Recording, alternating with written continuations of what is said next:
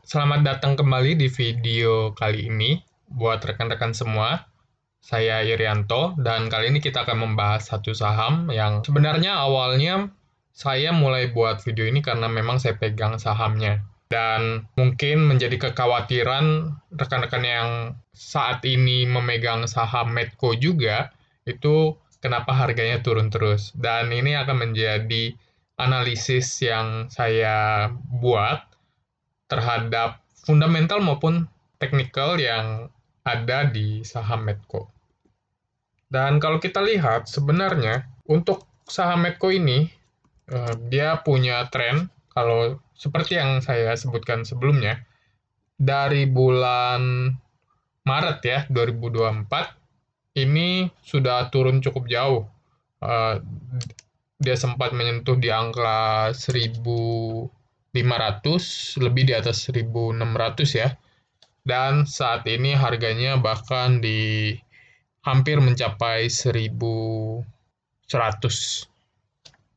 Dan di sini kita melihat bahwa ada sedikit penambahan, tapi ya mungkin ini semacam fluktuasi biasa saja ya. Dan ini kalau kita lihat, ternyata pola yang dimiliki oleh saham Medco ini mirip dengan harga minyak. Dan kalau kita lihat, ini dari crude oil WTI, ini harganya dari Maret juga trennya menurun dan ada di sini ekornya sedikit ya untuk naik.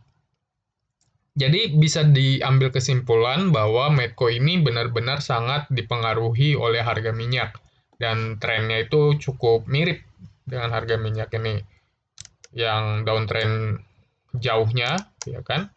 Kemudian ini ada up sedikit lalu down, itu menggambarkan yang di sini juga. Dan ini akan menjadi indikator bahwa sebenarnya Medco ini mungkin sangat-sangat berkorelasi cukup langsung terhadap harga komoditas minyak. Lalu bagaimana dengan secara fundamentalnya? Apakah secara fundamentalnya mendukung atau tidak? Nah, sebenarnya kalau kita lihat, ini merupakan tipikal saham yang saya cukup sukai. Makanya saya beli lah ya dulunya. Kenapa? Karena yang pertama cashnya bertumbuh. Kalau kita lihat di sini, mungkin ini agak turun ya cashnya dari 2021, tapi sekarang ini sudah 3 tahun, ini sudah naik terus jumlah cashnya.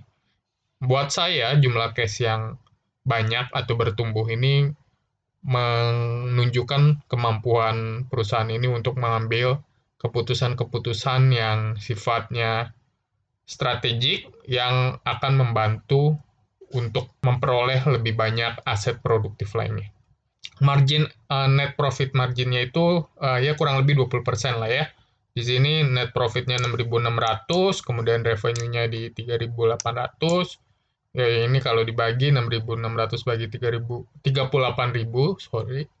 Ini bisa mencapai seperlimanya atau 20%-an secara kasar. Kemudian ini adalah kriteria yang cukup sering dipakai oleh fundamentalis, yaitu PBV yang rendah, yaitu di bawah 1, dan PER-nya juga di bawah 7.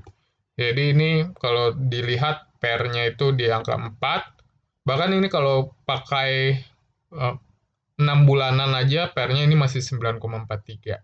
Biasanya kan ya di bawah 14 ya, atau di bawah 12 harga yang biasanya wajar. Jadi kalau kita tarik kesimpulan antara fundamental sama teknikal, sebenarnya cukup seimbang. Kalau kita melihatnya hanya kondisi saat ini. Kenapa? Karena fundamentalnya bagus, dan secara teknikal dia menurun terus, maka kalau kita punya aliran yang fundamental murni, justru ini adalah Mercy harga Avanza. Ya ini suatu indikator yang biasanya disebut-sebut oleh fundamentalis seperti yang saya kagumi ya, Pak Lok Heng Kong.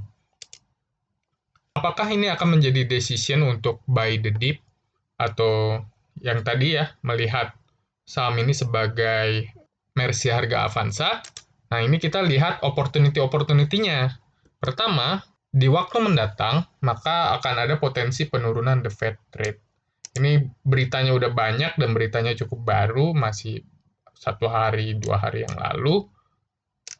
Dan ini menunjukkan bahwa ketika the Fed rate ini turun, biasanya harga minyak meningkat. Kenapa? Yaitu ilmu makroekonomi lah ya.